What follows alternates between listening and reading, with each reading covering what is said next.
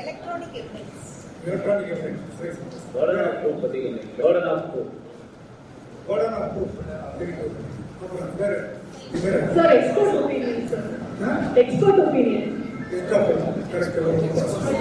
Expert evidence, sir. Correct. Sorry. முதல்ல electronic evidence எடுப்போம். Hostel witness ஆயிடுறாங்க. அவங்க வந்து PP even though he is hostel witness PP cross பண்றாங்க. அதெல்லாம் வருது. எலக்ட்ரானிக் எவிடன்ஸ் ரொம்ப டஃப்பான subject. Electronic evidence is very very tough subject. Even the Supreme Court is not able to understand it. Supreme Court has been going on giving contradictory judgments. There is no consistency.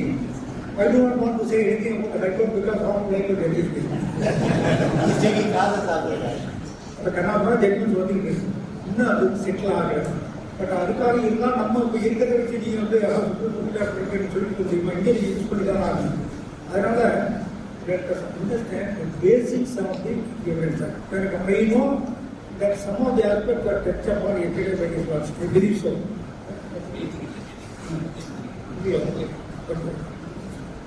I'm sorry.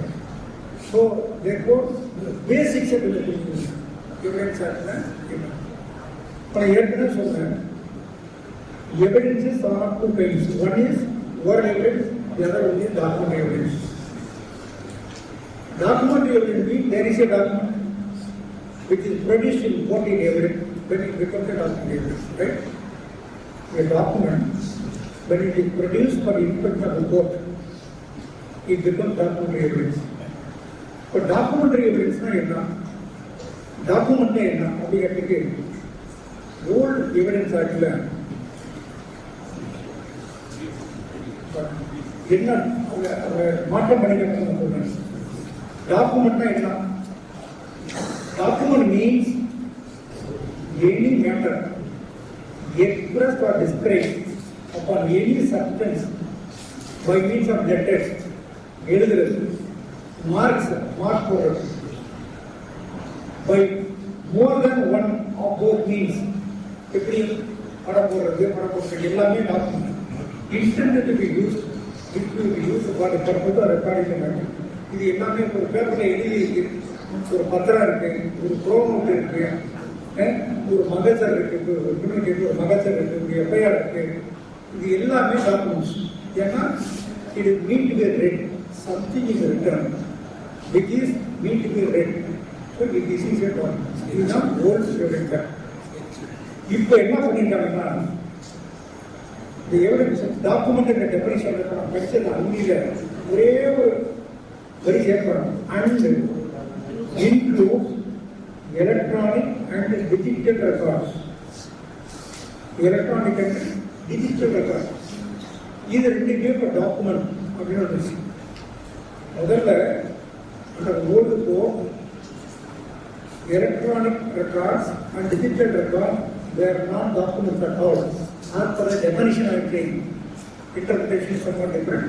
We need not go into that now. But deliberately and wantonly they have included these two in this definition. என்ன பண்ணிருக்காங்க? Electronic and digital records அப்படின்னு மெடிசேர்த்துக்காங்க. இப்போ electronic record அப்படின்னா என்ன அப்படிங்கிறத அதிலே define பண்றாங்க. Electronic record இந்த ஆக்டை பொறுத்தவரையே அவங்க பார்க்க பண்ற மாதிரி what is an electronic record is not defined, but it is defined in the Information Technology Act. That we have to take into account, electronic record. ஆனால் இப்போ கூட digital record, this term digital record has not been defined anywhere in any act. Evidence ஆக்டா இருக்கட்டும், அல்லது BNSS அல்லது சிஆர்பிசியா இருக்கட்டும், அல்லது இன்ஃபர்மேஷன் டெக்னாலஜி ஆக்ட், எங்கேயுமே what is a digital record has not been defined at all. What is defined in electronic record.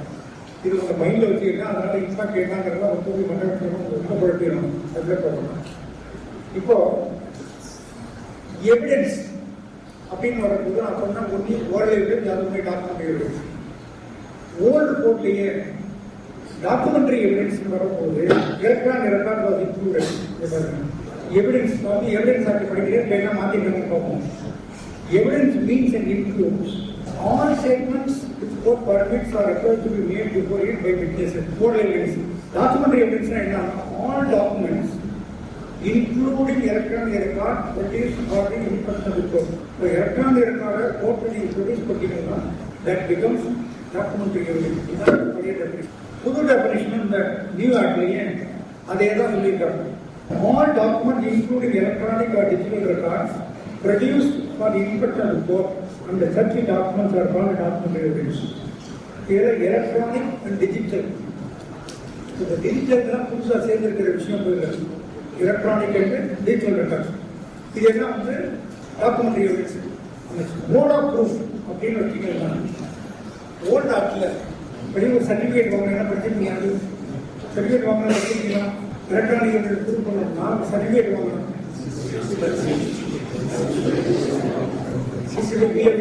வாங்கணும் அது தெரியாது. இப்போ அவங்க கரஸ்பாண்டிங் பொசிஷன் இப்போ பாருங்க என்ன பண்ணிக்கிறாங்க. இப்ப special permission relative to electronic record அந்த சப்டைட்டிலே பாருங்க. Special permission evidence relative to electronic record அவங்க டிஜிட்டல் ரெக்கார்டு இல்ல. இப்போ என்ன அந்த ஸ்பெஷல் பெர்மிஷன் எதுக்காக பண்ணியிருக்கிறாங்க? எலக்ட்ரானிக் ரெக்கார்டு முடிஞ்சா பண்ணிக்கலாம், டிஜிட்டல் ரெக்கார்டு பண்ணல அப்படின்னு எடுத்துக்கணும். இப்போ டெஃபினிஷன் போகும். The contents of electronic record may be proved in accordance with the provisions of section 63. அதாவது எலக்ட்ரானிக் ரெக்கார்ட்ஸ் உள்ள கண்டென்ட்டை எப்படி ப்ரூவ் பண்ணா 63 ப்ரூவ் பண்ணலாம். சரி, டிஜிட்டல் ரெக்கார்ட் சொல்லியிருக்காங்களா? Digital record is not an electronic record. It is different. Because definition itself says electronic record including digital சொல்ல electronic record or digital record. அப்போ ரெண்டு டிஃபரெண்ட், ரெண்டு ஒன்று இல்லை. ஆனால் the special provision is made only in respect of an electronic record and not related to digital record. தெளிவாக இருக்காங்க. The contents of electronic record may be proved in accordance with the provisions of section 63. So how to prove a digital record? Yes, there is no special provision in respect of digital record. இதை மைண்ட்ல கற்று வச்சுக்கோங்க. அப்புறமா digital record போகும். இப்போ electronic ரெக்கார்டுக்கு என்ன special provision இருக்கு? 63 படி ப்ரூவ் பண்ணணும் அப்படின்னு சொல்றாங்க. 63 என்ன சொல்லுதுன்னா, notwithstanding anything contained in this section, any information contained in electronic record which is printed on paper, stored or recorded or occupied, copy in optical or magnetic media or semiconductor etc., etc. Hereinafter referred to as the computer output shall be deemed also to be a document. Electronic ரெக்கார்டுனா original. அவர்கிட்ட CCTV camera வச்சுருக்காங்க. CCTV camera பிடிச்ச அந்த record ஆகிடுச்சுல இந்த hard டிஸ்கில், ready original, ready electronic record. அதுலேருந்து நீங்கள் ஒரு பிரிண்ட் அவுட் போடுறோம், ஒரு பென்ட்ரைவில் எடுக்கிறோம், ஒரு சிடியில் கொடுக்குறோம்னா இந்த சிடியோ அந்த பென்ட்ரைவில் இருக்க இது வந்து எலக்ட்ரானிக் அவுட்புட், அந்த கம்ப்யூட்டர் அவுட்புட். எலக்ட்ரானிக் ரெக்கார்டு இந்த original. Electronic record is the original. A copy taken either electronically or in some other mode. ஞாபகம் வச்சுக்கோங்க, ஒரு டிஸ்க், காம்பாக்ட் டிஸ்க் இல்லையா, அந்த டிஸ்க், ஒரு பென் டிரைவ், இது எல்லாமே வந்து கம்ப்யூட்டர் அவுட்புட், ஒரிஜினல் இல்லை. கோர்ட்டில் நீங்கள் ஒரிஜினலையும் ப்ரொடியூஸ் பண்ணிக்கிறீங்க, நோ சர்டிஃபிகேட் ரெக்வயர்டு. நேரடியாக கொடுத்தலாம். ஒரு செல்ஃபோனில் நீங்கள் வந்து ஒரு பிடிக்கிறீங்க, அதாவது ஒரு ஈவெண்ட்டை பிடிக்கிறீங்க அப்படின்னா it is contained in cellphone. இந்த செல்ஃபோன்லேருந்து ஒரு காப்பி நீங்கள் எடுக்கிறீங்க, காப்பி எடுத்தீங்கன்னா அது பிகம்ஸ் அவுட்புட். இப்போ கோர்ட்டில் வரும்போது இந்த செல்ஃபோனே நீங்கள் ப்ரொடியூஸ் பண்ணுறீங்கன்னா ஒரிஜினல் ப்ரொடியூஸ், நோ சர்டிஃபிகேட் இருக்கிறது.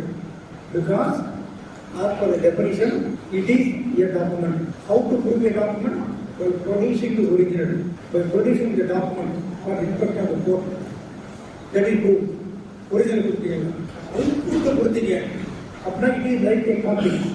அவுட்புட், கம்ப்யூட்டர் அவுட்புட், அதை ப்ரொடியூஸ் பண்ணிக்கிறீங்கன்னா because it is not an electronic record. நல்லா மைண்ட் இருந்தால் நிறைய கம்ப்யூட்டர் ப்ரூவ் பண்ணுறோம். It is not an electronic record. This is only an output from the electronic record.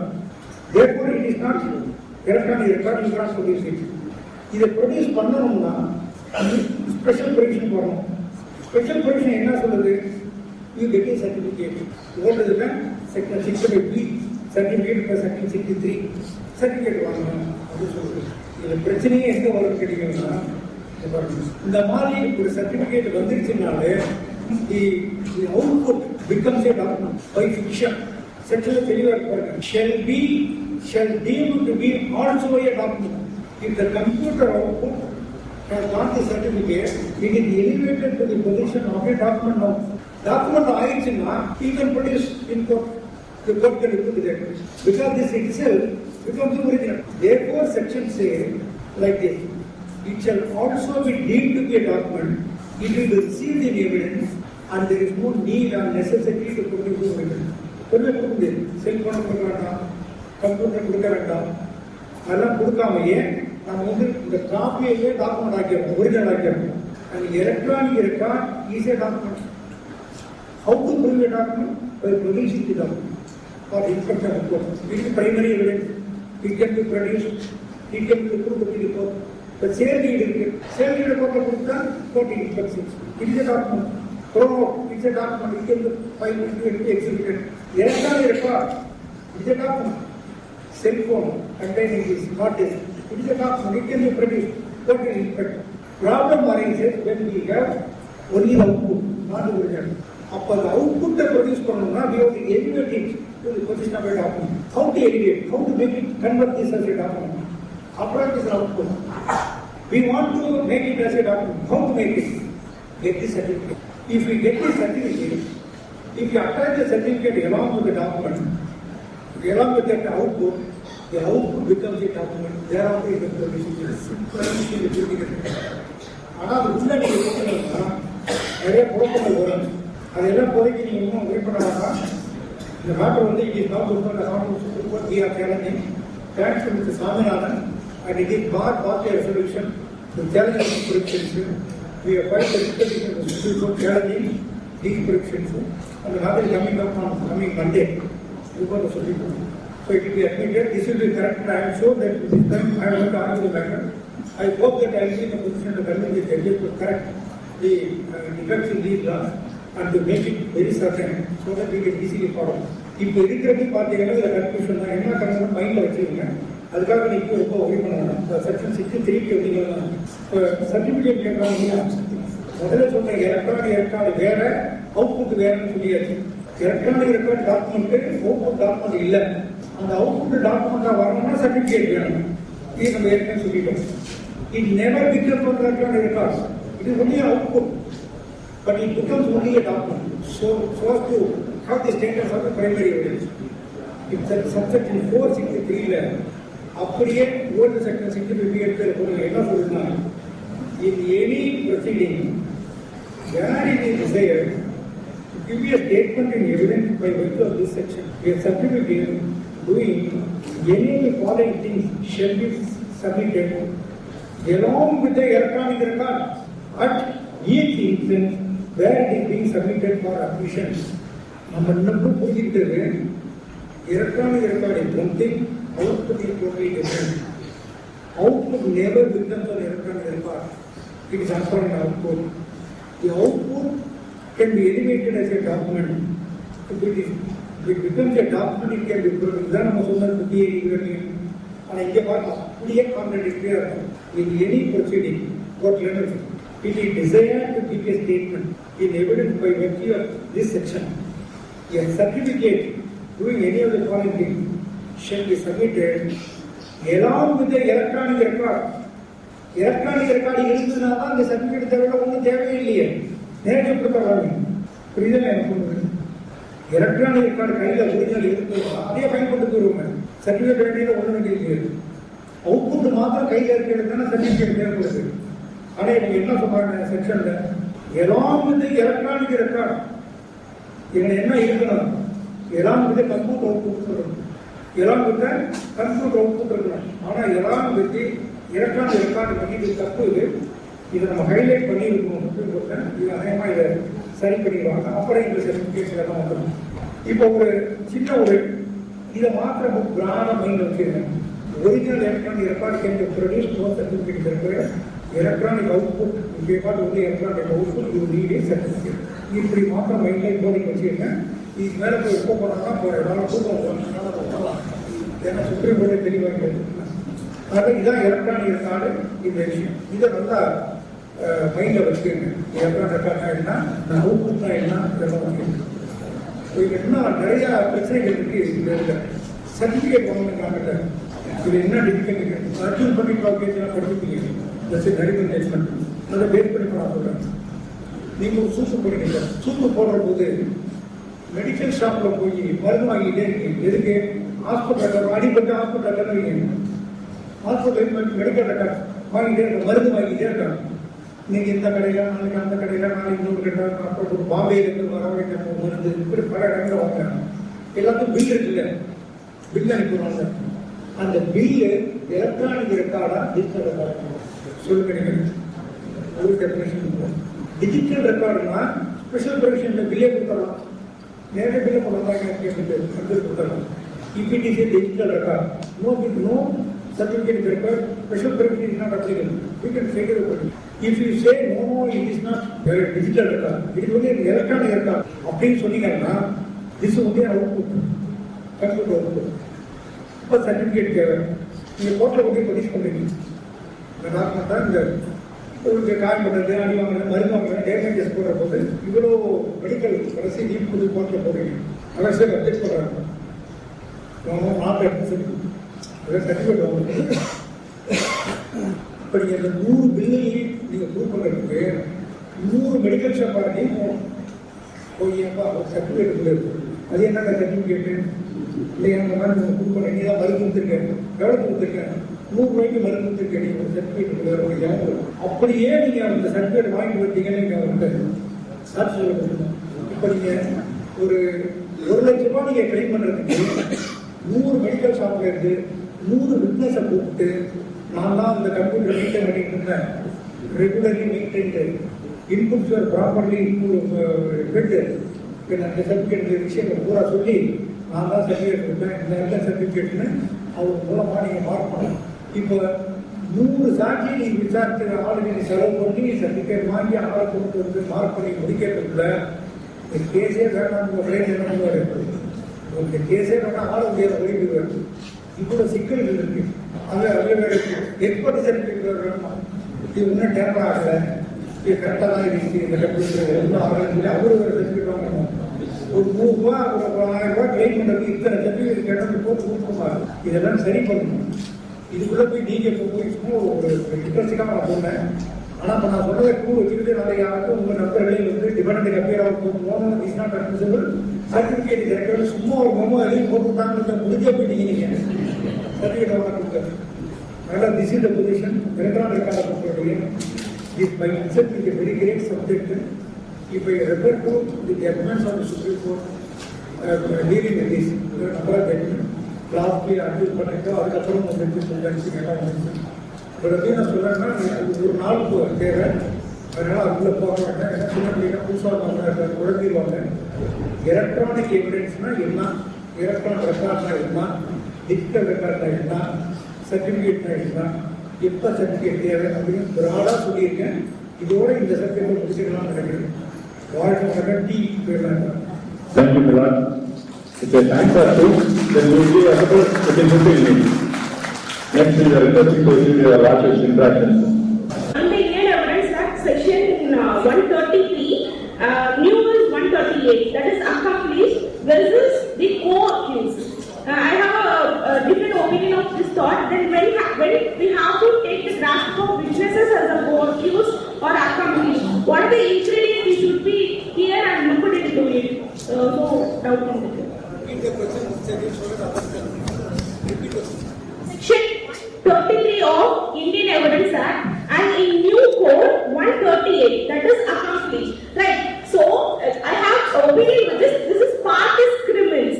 So this versus co-accused. What is the contradiction or what is the term or when we have to assume the person is a co-accused or when he will be dealt as an accomplished? This is my question, Your Lordship. அவங்க கேட்ட இதுதான் ஒரு அக்கம்ப்ளீஸ்னா அப்புறம் ஒன்று வச்சுக்கலாம். இல்லையா? அப்ரூவ்னா யாரு? Who is an approver?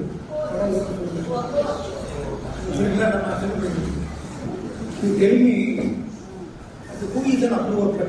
She says that the evidence of an accomplice requires corroboration or not. That's the crux of the issue. Who is an accomplice or who is an approver? Tell me in one line or two lines. Somebody make an assumption. Who is an approver or accomplice? Somebody say, who is an approver? It's Terila, but in that I want to try this. Approver is one who accepts that he has committed a mistake, and the accomplice is who also be a part of the crime. Co-accused. Who is an approver? You answered so well. I appreciate you. Very good, very good. Who wants a general clap for you? Somebody. Make an attempt. You will give clap. Standing ovation. Somebody else. சொல்லுங்க வாங்க இன்னும் பெரிய சபாவெல்லாம் போய் போகிறோம் minus நாங்கள் யாருக்கு போகணும் minus mark போட்டு கை பண்ணி இருப்போம்னா அதெல்லாம் ஒன்றும் கிடையாது வேல்யூவேஷன் கிடையாதுங்க யாராவது பதில் சொல்லுங்க அப்ரூவர்னா யார் ஹூ இஸ் அன் அப்ரூவர் ஒரு தவற ரெண்டோ மூணோ பேரை அவர் இல்லை அப்படி ஒரு குற்றத்தை செஞ்ச பிறகு அந்த குற்றத்துல நாங்க 3 பேரும் பங்குபெற்று நாங்க தான் செஞ்சோம் அப்படின்னு ஒரு லட்சத்துக்கும் மாறி அதுக்கு ஒப்புக்கொள்றது அந்த தவறுக்கு நாங்க தான் காரணம் அப்படிங்கிறத ஒரு ஒப்புக்கொள்றவர் வந்து அப்ரூவரா மாறும் தான் செய்த தவற உணர்ந்து திரும்ப போய் எப்படி அப்ரூவரா மாறுவாரு அந்த தவறு எங்களால் தான் செய்யப்பட்டுச்சு நாங்க தான் அப்படி யார்கிட்ட பேசுவார் கோர்ட்லயோ ஜுடிஷியல் மேஜிஸ்ட்ரேட்லயோ அல்லது காவல் கன்வர்ஷன் சொல்லி சொல்றாங்க கன்வர்ஷன் வராது சரி அப்ரூவரா எப்போ மாறுவாரு மாற்றுறது ஆனா அப்ரூவரா எப்போ மாற்றுறது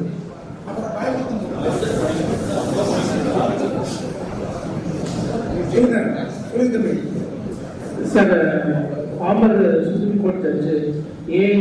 Anand கேஸெல்லாம் வேண்டாம் இல்ல அந்த கேஸ் படி எனக்கு தெரிஞ்சதை சொல்றேன் அதை படிச்சது புரிஞ்சதை சொல்லுங்க கேஸ் உங்களை என்ன புரியும் உடல் குற்றவாளி அவர் வந்து இந்த மாதிரி நான் வந்து அவங்க நாங்கள் செஞ்ச கிரைமை ஒத்துக்கிறோம் எனக்கு இந்த மாதிரி இந்த கேஸ் வந்து தண்டனை குறைப்போ இல்லை அது கீழே என்ன ப்ரீ பார்க்கிங் மாதிரி ஏதோ ஒரு விஷயம் பண்ணி அந்த நடந்த சம்பவத்துடைய ஃபேக்டை வந்து கோர்ட்டுக்கு வந்து சொல்லி கூட இருக்க அக்யூஸ்டுக்கு வந்து தண்டனை வாங்கிட்டாரு.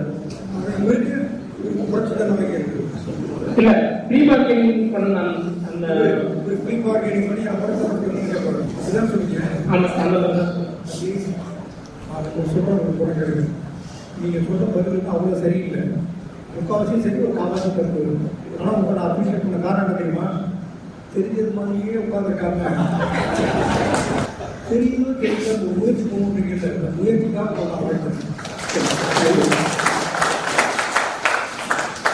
இப்போ யாராவது தெரிஞ்ச மாதிரியே உட்காந்துருந்தது நான் தான் சார் ஆனா நான் இப்போ அப்ரோட் பண்றேன் ரொம்ப இம்பார்ட்டன்ட் கிடையாது ரொம்ப இம்பார்ட்டன்ட் ப்ராசிக்யூஷனுக்கு வந்து இன்வெஸ்டிகேஷன் சப்போர்ட் பண்ணி அதுக்காக விட்னஸ் அனுப்புறது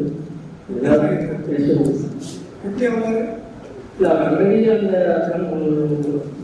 அவர் ஈடுபட்டிருப்பாரு அதுக்கப்புறம் வந்து அவர் அப்ரூவராக மாற நினைக்கலாம் அதில் இன்வெஸ்டிகேஷன் ப்ராசிக்யூஷன் சப்போர்ட் பண்ணுறது உங்களை வச்சு பதில் சொல்றாங்க அவங்க யாரு ஆக்சுவலாக என்ன அப்படின்னா அவர் அவர் புத்தகத்தில் சம்பந்தப்பட்டது தான் அவர் வந்து யாருக்கு போய் சொல்லுவாரு நான் ப்ரோமோட் பண்ணிட்டேன் போலீஸ் இன்வெஸ்டிகேட் பண்ணும்போது சொல்லிடுவாரு நாலேஜ்ல இருந்தேன் சேர்ந்து சொல்லிடுவாரு அப்புறம் என்ன பண்ணுவாரு அந்த யூனிவர்சிட்டி சப்போர்ட் பண்ணுவார் பிரான்ச் சப்போர்ட் பண்ணுவார் எங்க போய் சப்போர்ட் அவரா போலீஸ் யூனிவர்சிட்டி ஆஃபீஸர் சப்போர்ட் பண்ணுவார் அவரா கோர்ட்டுக்கு நாளைக்கு ஜட்ஜி அக்யூஸ்ட் முடிவு பண்ணிக்கிறாரு ஜட்ஜில சொல்லுவாரு நான் வந்துடுறேன் எனக்கு கூப்பிடுங்க அப்படின்னு சொல்லி முடிவு நிற்க வச்சு கேட்பாங்க லிஸ்ட் ஆஃப் விட்னஸ்ல வந்து அவரே ஒரு விட்னஸா அக்யூஸ்ட் எப்படி விட்னஸா போடுவாங்க அக்யூஸ்டா நினைக்கிறாரு அவருக்கு போடுவாங்க யாரோ ஒருத்தர் பண்ணணும் இவர் ஆக்சுவலா இவர் அக்யூஸ்ட் தான் ஆனா இவர் அரசு தரப்பு சாட்சியாக அவர் போலீஸ் இன்வெஸ்டிகேஷன்ல மாற்றப்படும். போலீஸுடைய இன்வெஸ்டிகேஷன்ல இவரும் குற்றவாளி தான். ஆனா அரசு தரப்பும் சாட்சியாக அவரோட அப்ரூவரா அப்படி இல்லை. அரசு தரப்பு சாட்சியா மாறுவாங்க. மாத்திரம் இன்வெஸ்டிகேஷன்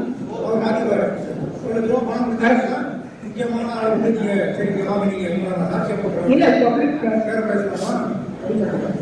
என்ன லீகல் ப்ராசஸ் வேற சீரியஸ் ஒரு கோர்ட் தன்னோடு இந்த குற்றத்தை பங்கு பெற்ற மற்ற நபர்களுக்கு எதிராக தான் சாட்சி சொல்ல தயாராக இருக்கிற மேஜிஸ்ட்ரேட் கோர்ட்ல அதாவது அந்த சம்பந்தப்பட்ட நீதிமன்றத்தை மனு தாக்கல் பண்ணி நான் அப்ரூவல் மாறேன்னு சொல்லணும். அதன்படி நடந்த சம்பவங்களை சாட்சியமா தன்னுடைய உடனடியாக எதிராக சொல்லணும். ஒரு கேஸ்ல 5 கேஸ் இருக்காங்க, 5 பேரும் மனு கொடுக்குறாங்க.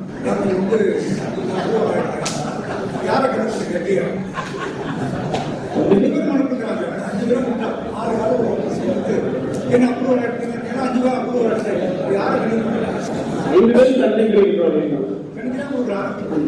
5 பேரையும் அப்ரூவல் எடுத்து சாட்சியா போட்டு கேஸ யாருக்கு எல்லாம் குற்றம் சாட்ட முடியாது. தீர்ப்பே வந்து யாருமே சாதகமே இல்லைன்னு ஏதோ தெரியல. சொன்னீங்க அந்த கேள்வி எடுத்துருவாங்க. கேட்கலாம் இல்ல இன்னும் கொஞ்சம் இம்ப்ரூவ் பண்ணலாம். முக்காசி வந்தீங்க இன்னும் கொஞ்சம் வேற யாரும் சார்ஜ் ட்ரைனிங் ஒரு ஜட்ஜி கேட்பா குற்றத்தை அட்மிட் பண்ணிட்டா அப்புறம் எல்லா கேஸ்லயும் பல இம்ப்ரூவ் இருக்காரு. எல்லா கேஸ்லயும் ஒரு கன்ஃபெஷன் இருக்கும். நான் தான் பண்ணுறேன் எல்லாருக்கும் அதுவா எல்லாருமே அப்ரூவ் நீங்க சொல்லுங்கம்மா. நீங்க கேள்வி கேட்டு நீங்களே சொல்லுங்க. மூவிஸ் அப்ரூவ் ஒரு கிரீவியஸ் அஃபென்ஸ் அந்த பெரிய குற்றமா இருக்கும்.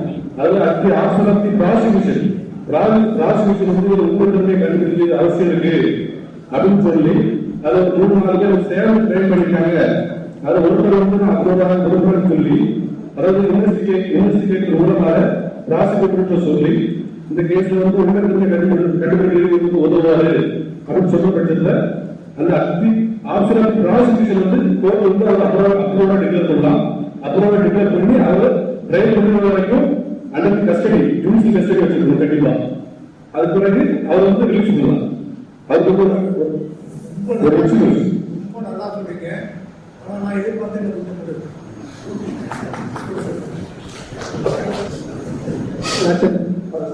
போது நீதி அவர் கேட்கறது உங்களுக்கு எதிராக இந்த கொடுத்த ஸ்டேட்மெண்ட் எதிராக பயன்படுத்த கேட்டு உங்களுக்கு முன்னாடியான சூழ்நிலை கேட்டு அந்த அக்யூஸ்ட் போய் அப்ரூவல் போகும். உங்களுடைய பப்ளிக் ரோல் என்ன? இல்ல அவங்க போலீஸ் அப்புறமா அந்த கோர்ட்ல பெட்டிஷன் ஃபைல் பண்ணும்போது அந்த ஜெயிக்கு வந்து அவங்க நீங்க வந்து ஃப்ரெண்ட்ஸ் கேட்டு உங்களுக்கு எதிராக உங்களோட வார்த்தை பயன்படுத்த சார் அவுட் ஆஃப் நாலேஜ் வந்துங்க அப்படின்னா இப்போ for example A and B. So A and 2 பேருமே சேர்ந்து வந்து சர்க்கம்ஸ்டன்ஸ்ல வந்து இப்ப பி வந்து என்ன பண்றாங்க அப்படின்னா ஏ பண்ணக்கூடிய கொலைக்கு வந்து சைலண்ட்ல ஹெல்ப் பண்றதோ what ever he is doing அப்படிங்கிற பொழுது என்ன அப்படின்னா அந்த இடத்துல இவர் வந்து உடல் குற்றவாளியாக வந்து என்ன செய்யறாங்கன்னா இருக்காங்க. ஸோ இது எப்படி அப்படின்னா நம்ம கோர்ட்டுக்கு வரும்போது இந்த மாதிரியான விஷயங்கள் இந்த மாதிரி வந்து பண்ணும்போது நான் எல்லாமே பார்த்தேன், நான் கூட தான் இருந்தேன் அப்படின்னு சொல்லி அவங்க அக்ரி பண்ணிட்டாங்க அப்படின்ற போது என்னன்னா வந்து அக்காம்ப்ளிஷ். ஆனா அந்த போலீஸ் எனக்கு வந்து வேற எவிடன்சஸ் எல்லாமே இருக்கு. ஸோ அதனால வந்து என்ன அப்படின்னா வந்து நீ அக்காம்ப்ளிஷ் தான் அப்படின்னு சொல்லிட்டாங்கன்னா அந்த செகண்ட்ஸ்ல ஒரு அக்காம்ப்ளிஷா இருப்பாரு. இது அப்ரூவர் அப்படிங்கும் போது நான் அதை வந்து பண்ணும்போது நான் கூட தான் இருந்தேன், நானே எல்லாமே பண்ணினேன், நான் தான் பார்த்தேன் அப்படின்னு சொல்லி இவரே அதுக்கு விட்னஸஸ் ஆகவும் மாறி இருக்கும் போது இவர் வந்து அப்ரூவர் அப்படின்றது என்னோட நாலேஜ். இதுல வந்து நான் என்ன எதிர்பார்க்கறது நானே சொல்லியிருக்கேன். இதுதான் இங்கிலீஷ் கற்றுக்கு சொல்ற காரணம். எல்லாரும் புக் வச்சிருக்கீங்க. நான் கேட்க என்ன பண்ணிருக்கீங்க அடுத்தது என்னென்ன சொல்லியிருக்கீங்க லொக்கேட் பண்ண தெரியும். ஜட்ஜி கேள்வி கேட்டாங்கன்னா டக்குனு அந்த போர்ஷன் அப்படியே தொடர்ந்து அந்த டேக் அந்த செக்ஷன் எங்க இருக்கு அப்படிங்கிற உடனே லொக்கேட் பண்ணணும். அதுதான் குவிக்னஸ் படிச்சிருக்கிறோம். உதாரணம் சொல்றேன். ஒரு கோர்ட்ல last week I was arguing before a bench. Issue was very simple. FIR was launched seeking to quash the FIR petition was filed before the High Court. It was reported by the prosecutor that now charge sheet is delayed. High Court dismissed the petition without going to the merits. Only on the ground the charge sheet is delayed. This is dismissed.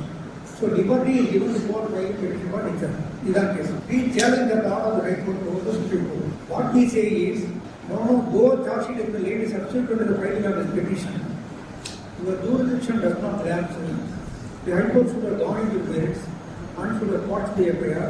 If the FIR is quashed, then all subsequent proceedings shall come quashed. அப்படின்னு சொல்றோம். இதுக்கு we are producing a judgment. இது சொன்ன உடனே judge வந்து ஒத்துக்கல. அவர் என்ன சொல்றாரு? இது வந்து this petition was filed under 226, not under 482. அப்படிங்கிறது.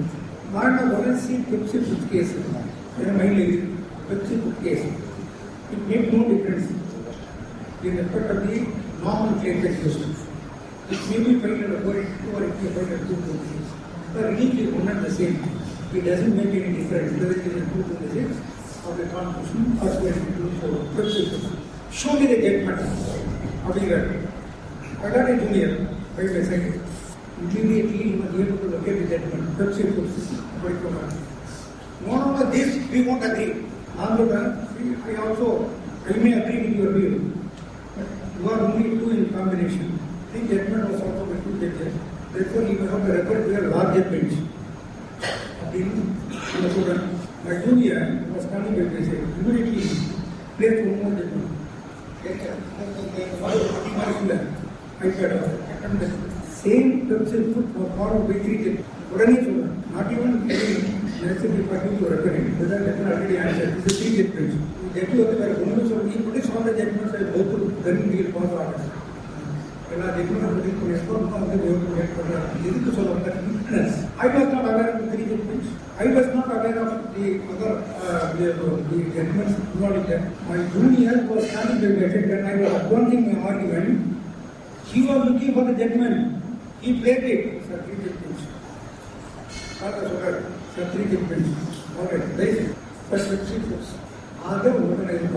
நான் கேட்டுட்டே இருக்கேன். அப்புறம் யாரு எப்படி பண்றாங்க என்ன பண்றாங்கன்னு க்ளோஸ்லி வாட்சிங் வெரி இருக்கும். நம்பர் 1 என் மனசுக்குள்ள ஒரு குறை என்னன்னா, நீ புக்கு கொடுத்தீங்களா அப்படின்னு சொல்லியிருக்காங்க. இந்த மாதிரி ஒரு கிளாஸ் போடுறது ஒரு பேசுறவங்க ஒரு ப்ரொஃபஷன் ரெஃபர் பண்ணாங்கன்னா டக்குனு அது என்ன ப்ரொஃபஷன் அப்படி படிச்சு பார்க்கணுங்கிற ஒரு ஆர்வம் இருக்குது. எல்லாம் கற்றுக்கிறதுக்குண்டான விஷயம் ஒன்று. 2 புக்கு வச்சிருந்தீங்கல்ல, நிறைய பேர் வச்சிருக்கீங்க. யாரும் அந்த ப்ரொஃபஷன் வந்து உடனே பார்த்து கேள்வி கேட்டாங்க. உடனே எடுத்து பதில் சொல்லுவாங்க. As my junior assisted me, he instructed you to refer to the particular provision which tell me this is the provision. This is all supposed to be done. அப்படின்னு சொல்லியிருக்காங்க. இந்த எக்ஸ்பெக்டேஷன் யாருமே சொல்லுவாங்க. இப்படி இந்த இதை நீங்கள் கண்டினியூ பண்ணீங்கன்னா, I'm very sorry to say this, but I had a right to say I'm an elderly person. I was like you. Today I am in a different position. I had a right to say it. இப்படியே இருந்தீங்கன்னா தென்காசியை தாண்ட மாட்டீங்க, ராமநாதபுரம் தாண்ட மாட்டீங்க, அதுலேயே தயவு செஞ்சு இந்த மாதிரி ஏதாவது ஒரு பையா வந்து கூட வேலைக்காக எவ்வளோ பேர் கேட்க எவ்வளோ ஜட்மெண்ட் படிக்க வேண்டியது அவரோட லீவ் போட்டுட்டு இந்த மாத்திரம் வச்சுட்டாங்க. அவர் என்ன சொல்றாரு, ஃபவுண்டேஷன் ஸ்ட்ராங் பண்ணுறாங்க. கீழே ஃபவுண்டேஷன் நீங்கள் தான், நீங்கள் எடுக்கிற டிஃபென்ஸ் தான், நீங்கள் எடுக்கிற ஸ்டேட்மெண்ட் தான், நீங்கள் போகிற ரெட்டர் ஸ்டேட்மெண்ட் தான், நீங்கள் போகிற ட்ரெயின் தான் சுப்ரீம் கோர்ட்டில் இங்கே போகும். ஆனால் நீங்கள் தான் பலமாக இருக்கிறனால ஸ்ட்ரென்த் அந்த ஃபவுண்டேஷன். அதனால தான் நான் வந்து இந்த மாதிரி வந்து முகசல்ல இருந்த வார்டு மெம்பர்ஸை மீட் பண்ணி அவங்களுக்கு புரிஞ்ச முடியல, உண்மையிலேயே நான் பேசிக்கிட்டு இருக்கேன் அப்படின்னு ஐயா வந்து என்ன சொல்றது சந்தோஷமா இருக்குது. இவ்வளோ வேலைகளை போட்டு சொல்லும்போது என்ன பர்பஸ் என்ன, நீங்கள் அடுத்த ஸ்டேஜ் நீங்கள் வரவங்க இருந்தாலும் என்ன சொல்கிறேன், யாரும் போச்சுக்காம நான் சொன்ன மனசில் வச்சுருக்கேன். இப்படி இருக்கவே இருக்காது, உடனே எடுத்து பார்க்கணும். சரி, இப்போ ஒரு விஷயம் வருது, என்னென்ன ப்ரொவிஷன்ஸ் அக்காம்ப்ளீஸ் அப்படின்னா யார் நான் சொல்கிறேன், எல்லா புத்தகம் போது நான் சொல்கிறேன். மைண்டில் மாத்திரம் right it, keep your mind open, I will write it on your mind. An accomplice is the one who has got some role in the commission of the crime. Accomplice. இந்த குற்றத்தில் இவனுக்கு ஒரு ரோல் இருக்கு. என்ன road அது வாங்கி கொடுத்தவங்க இருக்கணும், எல்லாமே இருந்து பெட்ரோல் சொன்னவங்க இருக்கணும். ஏதோ ஒரு வகையில் he had a role to play in the commission of the effort. Corporate either directly or indirectly. அவர் வந்து அக்காம்பிளிஷ். இப்போ old section 114 of evidence act பார்த்தீங்கன்னா ப்ரிசம்ப்ஷன்ல an accomplice is unworthy of credit. அவனை நம்பாதே. என்னத்துக்காக? ஏற்கனவே அவனோட சேர்ந்து குற்றம் பண்ணிட்டு இன்னைக்கு வந்து ஓகே மாதிரி அப்படிலாம் சொல்லி போனாங்க, முன்னாங்க அவனு சேர்த்து தாங்க பண்ணான்னு சொல்லி தப்பிக்கிற வழி பார்க்கலாம். இவன் வந்து அவனுக்கே லாயலா இல்லை, கோர்ட்டுக்கு இப்படி இவன் லாயலா இருப்பான், அதனால இவனுக்கு நம்பாதுன்னு எழுதி விட்டாங்க. இதுதான் எவிடன்ஸ் ஆக்ட்ல தெளிவாக இருக்காரு. An accomplice is unworthy of credit unless he is corroborated in material consequence of the accomplice. எப்போ அப்ரூவ் ஆகும்? எல்லா அக்காம்பிளிஸும் அப்ரூவ் ஆகணுங்கிற அவசியம் இல்லை. சில பேர் வந்து போலீஸே நேரடியாக அப்ரூவ் ஆகிருக்கலாம், சில பேர் வந்து கிடைக்காம கூட போகலாம். இப்போ சப்போஸ் வந்து நீங்கள் கேஸ் நடத்துறீங்க, நடத்த ஒரு வக்கீல் ஒரு பெட்டியில் ஏறி டிஃபென்ஸ் விட்னஸ் ஆகுது, எல்லாம் பண்ணாரு அப்படின்னு சொல்றாரு, இது அக்காம்பிளிஸ் ஒரு நாள் சொல்றாரு. அப்படின்னா இவர் வெயிட் பண்ணி நடக்க முடியுமா? இங்கே வந்து எத்தனை நாள் சொல்றாரு முடியாது. ஏன்? Evidence Act says that he is unworthy of credit. நம்ம நம்பாது. When an accomplice means a person who had a role in the crime becomes an approver.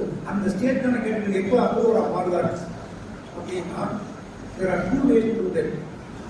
And for three forums before that can be done. One, he himself can volunteer to file a petition before the court with a request to take him as an approver on the undertaking that I will take all that course. இந்த சமூகத்தை எல்லா விஷயத்தையும் சொல்றேன், எனக்குமே இந்த role இருக்கு, நான் எல்லா விஷயங்களுக்கே சொல்றேன். He himself can make an application to the court. இன்னொரு method, police officer who investigate the case or any other investigating agency can make an application to the court requesting the court to take him as an approval. ரெண்டு வகையில் இப்போ அவர் எப்போ அப்ரூவலாக மாறுவார்? He will become the court magistrate or CJI.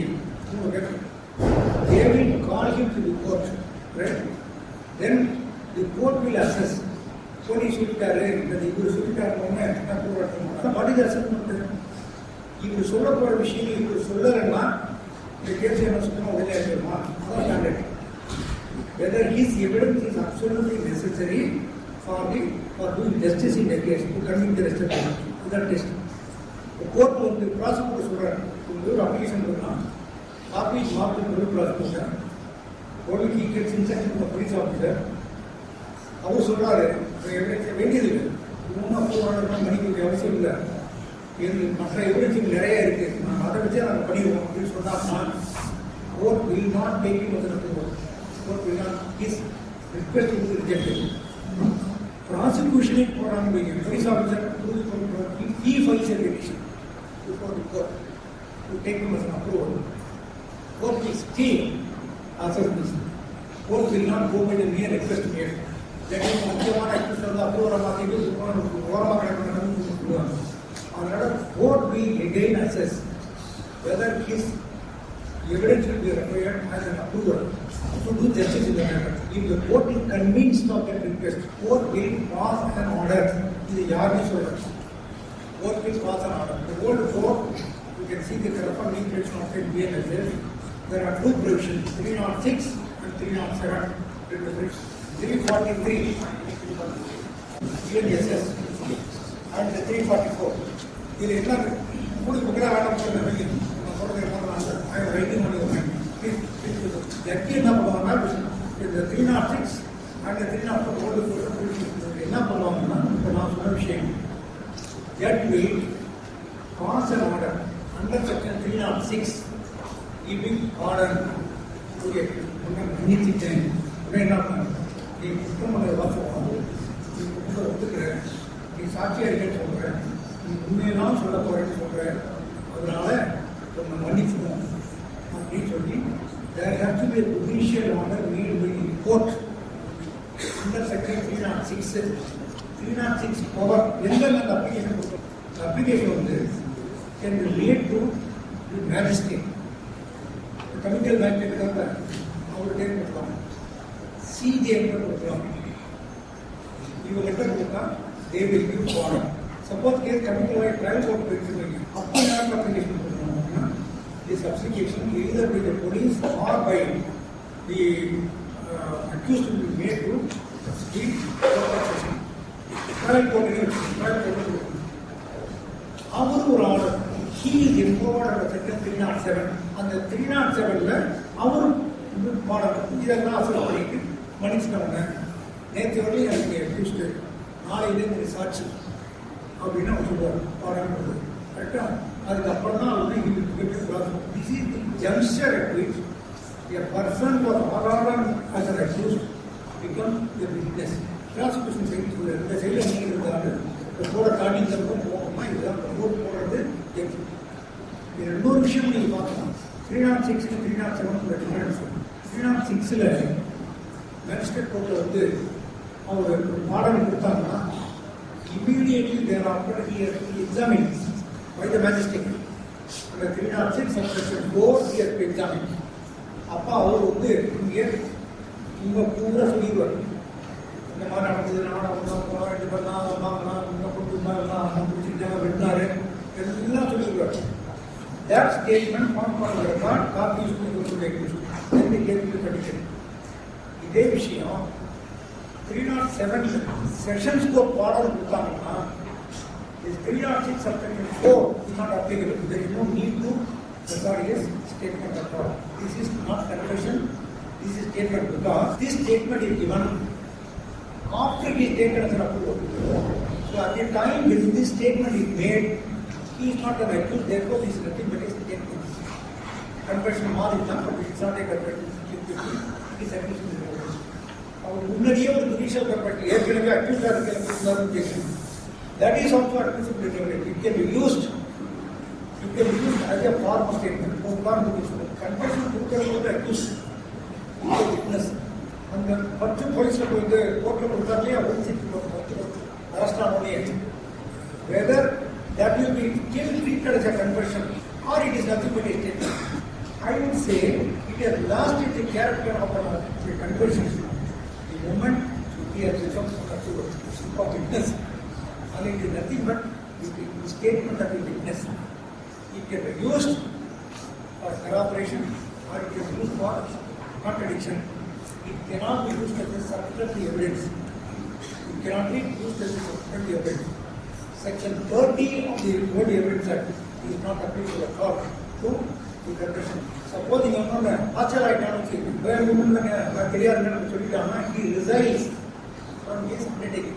உண்மையை சொல்கிறேன், அது உள்ள மாறிட்டான். அப்போ the public prosecutor give a certificate to the court. வந்து அண்டை கொடுத்து நீங்கள் மன்னிச்சிங்க மாறிட்டாங்க, அவங்க மேலே ப்ராசிக்யூட் பண்ண சொன்னீங்கன்னா the pardon will be withdrawn, he will be tried separately. He will be tried separately, he can also be convicted. Right? So now I explain to you as to who is an accomplice, and when an accomplice becomes an approver, who makes the request to treat him as an approver, who passes an order to treat him as an approver, what is the standard of examination required? அதுவும் சொல்லிட்டேன். What is the undertaking? Here to tell the truth. அவன் suppose அவன் வந்து decide பண்ணான்னா the pardon is withdrawn, he get a trial. இதுதான் trial. அவங்க கேட்ட கேள்வி அடுத்த ஸ்டேஜுக்கு கேட்டாங்க. அவங்க என்ன கேட்டாங்கன்னா what is the evidentiary value of an approval? அக்கம்பெனியில் வார்த்தையை பாருங்க மறந்துடுங்க. What is the evidentiary value of an approval? அதான் கேட்டது. இப்போ ஒரு அப்ரூவல் சொல்லிட்டான், நானும் வந்தாப்போ நான் தான் பிடிச்சிக்கிட்டேன், அவர் தான் வெட்டினாரு, அவர் தான் நகையெல்லாம் வெட்டிட்டு போனாரு அப்படின்னு சொல்லி இது பண்ணிட்டா no evidence, very no evidence, except the evidence of the approval. Whether the co-accused can be convicted based on that, whether the accused can be convicted based only on the approval evidence. இதுதான் அவங்க கேட்ட ரெண்டாவது கேள்வி. If you look at section 114 of the Evidence Act, illustration சொல்லுவாங்க. An accomplice is under the authority, not presumption. Unless the corroborated material particular அப்படின்னு சொல்லிட்டு 133 of evidence act பார்த்தீங்கன்னா கான்ட்ரடிக்ஷியா தெரியும். என்ன சொல்லணும்னா it is not illegal to conduct an accomplice shall be a competent witness against an accused person, and a conviction is not illegal merely because it proceeds upon the uncorroborated testimony of an accomplice. சரி, என்ன சொல்லியிருக்கு old அக்காம்ப்ளிஸோட எவிடன்ஸுக்கு கராபரேஷன் வேணும்னு தண்டனை போட்டின்னு சொல்லுது. ஆனால் இந்த provision என்ன சொல்லுது, கராபரேஷன் இல்லாமல் அதை பேஸ் பண்ணி கண்டுபிடிக்க இல்லை அப்படின்னு சொல்லியிருக்கு. இப்போ பார்த்தா ஒரு கான்ட்ரடிக்ஷன் இருக்கிற மாதிரி தெரியுது. In fact there is no contradiction. இது German clarify Supreme Court also. எப்போ கான்ட்ரடிக்ஷன் இல்லை, ஏன் கான்ட்ரடிக்ஷன் இல்லை? எவிடன்ஸ் ஆக்ட் செக்ஷன் 114 எனக்கு நியூயார்க் நான் படிக்க போகிறேன் electrician. And accomplice is unworthy of credit unless he is corroborated in the claim certificate. So unworthy of credit தான் வருது. Corroboration இல்லைன்னா create பண்ணணும். அப்படிதான் இது இருக்கு. It is only a presumption. This presumption is made. It is only mere presumption. Mere presumption means or may or may not presume. You look at section 4 of the order. And whenever it is proved by this act that may presume a fact, it may either not the fact of proof under an appeal or may call for proof of it. Or may call for proof of it. Court may refuse to presume that his accomplice is unworthy of credit. Court may call for evidence to prove that he is unworthy. அந்த மாதிரி court பிரச்சனை பண்ணல வச்சுங்க. That is not illegal to conduct. After section 133 இது ஒரு situation. இன்னொரு situation வந்து suppose the court is prepared to rice a presumption, may presumption, court raises a presumption. If the prosecution is able to rebut the presumption disappears. Then that is declared on 133 that conviction is not illegal if it proceeds on uncorroborated testimony of accomplice. இதான் அவங்க சொல்லியிருக்கு. அதில் ரெண்டு கடையில் contradiction இல்லை. இது வந்து balance பண்ணாங்க சுப்ரீம் கோர்ட். ஆனால் அந்த நியூ கோர்ட்டில் என்ன பண்ணாங்கன்னா இது ஏதோ கான்ட்ரடிக்ஷன் இருக்கிறதாக நினைச்சிக்கிட்டு இந்த 133 ஓட்டு பண்ணிக்கிட்டாரு. அதை வந்து இப்போ அமன் பண்ணிட்டாங்க. என்ன பண்ணாங்கன்னா அமன் பண்ண மாற்றிருக்காங்க. எப்படி இந்த நாட்ங்கிற ஒரு வாக்கியம் இருக்காங்க படிக்கிறேன். Illegal, it is not illegal, not பார்த்தது, it is not illegal to convict an accused on the basis of we have uncorroborated testimony on approval. இதுதான் ஏற்கனவே சொன்னது. ஸோ என்ன பண்ணாங்க, நாட் மாத்திரை எடுத்து an accomplice shall be a competent in the execution and a conviction is not illegal if it proceeds upon the corroborated testimony. The uncorroborated அப்படிங்கிறத எடுத்துட்டு corroborated testimony எரிஞ்சதை பற்றி எனக்கு புரியவே இல்லை.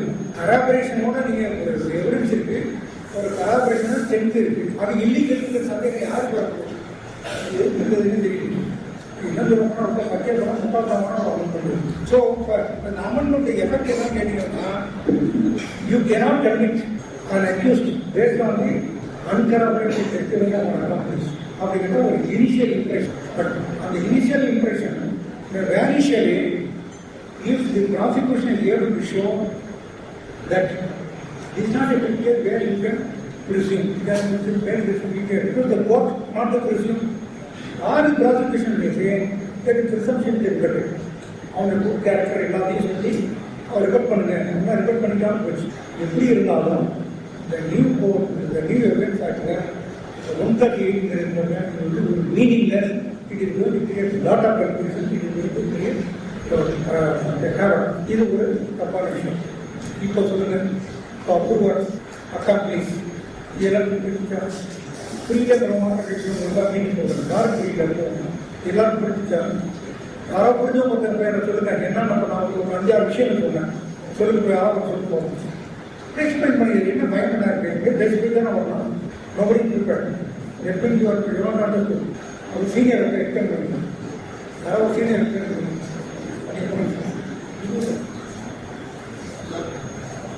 yes, saying that he wants to become an approver, and the honorable court under section 343 and 344 of BNSS will allow his application to become an approver, and under Section 306 of BNSS, it will burden him. It will assure him that he will be free of his punishment. Then he becomes the approver. This is how an accomplice becomes an approver. That's all. Anybody else, sir? Take it that you, all of you have understood. If some of you have not understood, please kindly go and read. Daily and ஒரு case பண்ணுறது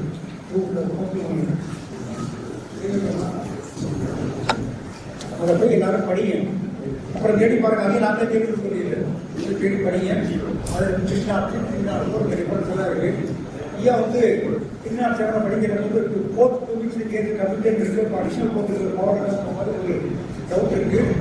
not also நல்லா பார்த்தீங்கன்னா பண்ணி போகணும். வேற என்ன doubt கேட்டீங்க? burden of proof. Who are that? What is your question? Please repeat. 106. Question is to your friends.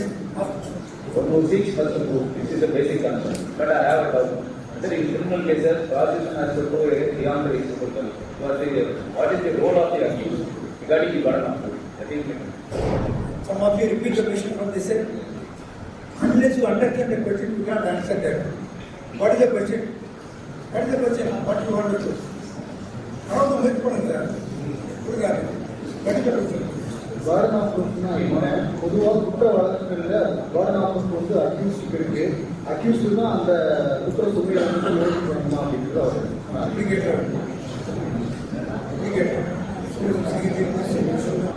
Prosecution சைட்டோட சொல்லி ப்ரூவ் பண்ணிட்டு இருக்காங்க. அப்போ அக்யூஸ்ட் வந்து அவர் burden of proof இல்லையா அப்படின்ற மாதிரி புரியுதப்போ ஒரு கிரிமினல் கேஸ்ல burden of proof யாருக்கு?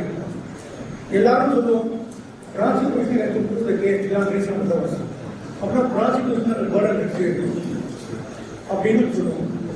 அவர் என்ன கேட்கிறாரு? அக்யூஸ்ட் ஒரு ரோலுமே இல்லையா? இல்லை ஒரு burdenமே அவருக்கு இல்லையா அப்படின்னு கேட்கிறாரு. burden இருக்கா இல்லையா அப்படின்னு தான் அவருக்கு. இப்போ இதுக்கு நம்ம என்ன பண்ணோம்னா burden of proof அப்படின்னா என்ன? burden of proof na you want to prove a fact. நீங்க ஒரு ஜட்மெண்ட் வேணும்னு விரும்புறீங்க. அப்போ whoever wants a judgment in his favor as a plaintiff or as a prosecution, he has to prove the fact by reading everything. என்ன காரணம்னா section என்ன சொல்லுது?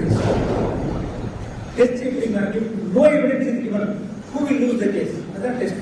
If no evidence at all is given, who will lose the case? அவருக்கு தான் burden test.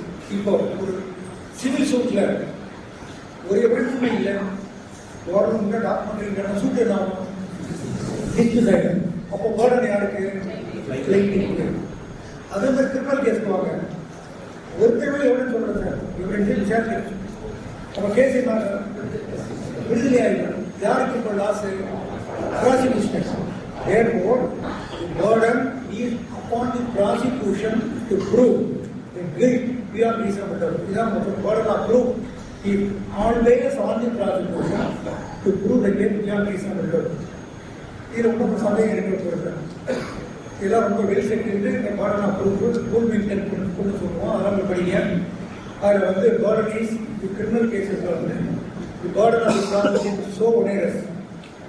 You cannot prove the case by means of report of some probabilities. You have to prove the case beyond reasonable doubt. They are not open விஷயம்.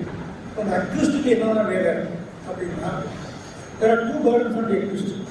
Suppose the prosecution proves the case, he can disprove the case. இல்லையா? Suppose the prosecution உதாரணம் 10ஆம் தேதி சாயந்தரம் 5 மணிக்கு இவர் சம்பவம் நடக்கிற போது இவரும் அந்த அல்லாஹ் அசம்பிளியில் இருந்தார் அப்படின்னு ப்ராசிக்யூட் எவிடன்ஸ் எல்லாம் சொல்லியாச்சு. So prima facie the prosecute is actual assessment வரல. Prima facie very strongly the prosecute show very well present. இப்போ ஒரு ஒன்றுமே எவிடன்ஸ் பண்ணலன்னு வச்சுக்கோங்க, இவர் கண்டுபிடிச்சி வரும். அப்போ இவர் என்ன பண்ணாரு? வெரி போர்டர் ஆகியும் இவர் என்ன சொன்னாரு? இல்லைங்க அந்த பூஜை இல்லை, நான் அமெரிக்காவில் இருக்காரு அப்படிங்கிறாரு. சரி, நீ அமெரிக்காவில் இருக்கிறேன்னு சொல்லிட்டாங்க. போதுமா? திருப்பி அமெரிக்காவில் இருந்தாலும் சொல்லிட்டாங்க. எக்ஸ்பிளேஷன் எலிமிடிகேட் செய்யறது அவர் என்ன சொல்லுவாரு? burden on him to prove that on that crucial day you are in America, you are not in India. If he is able to prove that he was in America on that particular date at a particular point of time. If he is able to prove, then the prosecution case is disproved. The article சொன்னாங்க அது கூட disprove ஆயிடுச்சு. Court ஒரு ஏற்கனவே prove ஆகி 3 நடத்திட்டு பூரா out. That is disproved. By means of positive evidence, he is able to disprove the case of the prosecution. He is able to disprove. There are 3 things. One is prove. Prosecution has to prove the case. If prosecution may fail to prove, or not prove. This is the indistinct thing. Or not prove, or not accused ஒரு பாடம் கிடையாது. Or not prove, அவரே சொல்றாங்க அபாயம் போயிடும். If the prosecution is able to prove by means of evidence, just a disproof comes. At that stage, there is a burden on the accused to prove his case. How prove எப்படி அந்த தேதியில நாங்கள் இல்லை, நான் அமெரிக்காவில் இருக்கேன். By proving this fact, he is disproving the case of the prosecution. Therefore, there is a burden upon him to prove the case of the prosecution at certain stages. Not in every case. எல்லா கேஸ்லையும் நான் அமெரிக்காவில் ஜெர்மனிக்கு என்ன சொல்ல முடியாது. இது appropriate case. இது வந்து இன்னொரு அக்கேஷன் வந்து if you look at section 105 of the old act, அதுல suppose the accused pleads any one of the exceptions under the APC, it is his burden to prove it. But we call, though the act says burden, we call it only a bonus. You know the reason? Burden should have beyond reasonable doubt ன்னு சொல்லிடுவாங்க அப்படிங்கிறதுக்காக the bonus of proof அப்படின்னு சொல்லி report on the property, he can prove his case. So if the case wants his case to come under any one of the exceptions, உதாரணத்துக்கு அந்த தேதியில நான் வந்து இடையன்ஸ் வந்து இந்த அக்யூஸ்ட் வந்து போர்டன் வந்து அந்த அளவுக்கு அவருக்கு நான் வந்து அந்த நேரத்தில் இல்லை நான் வெளியில இருந்தேன் போர்டன் அவருக்கு நம்ம ஆனால் போர்டன் கிடையாது, இது போனஸ் அப்படின்னு எதுவுமே இல்லாம தான். ஏன் போனஸ்ங்கிற வார்த்தை யூஸ் பண்ணுறோம்? எவிடன்ஸ் ஆக்டர் போனஸ்ங்கிற வார்த்தை இல்லை. Bourdon sheets on the accused தான் சொல்றோம். But we call it as bonus. You know the reason? We understand that burden of proof means burden beyond reasonable doubt in certain cases. அந்த ஸ்டாண்டர்டை சொல்லிக்குவாங்கிறதுக்காக தான் இதில் இது bonus. The accused can prove his case by means of preponderance of probabilities. Just by means of probabilities he can prove his case. He did not prove beyond reasonable doubt.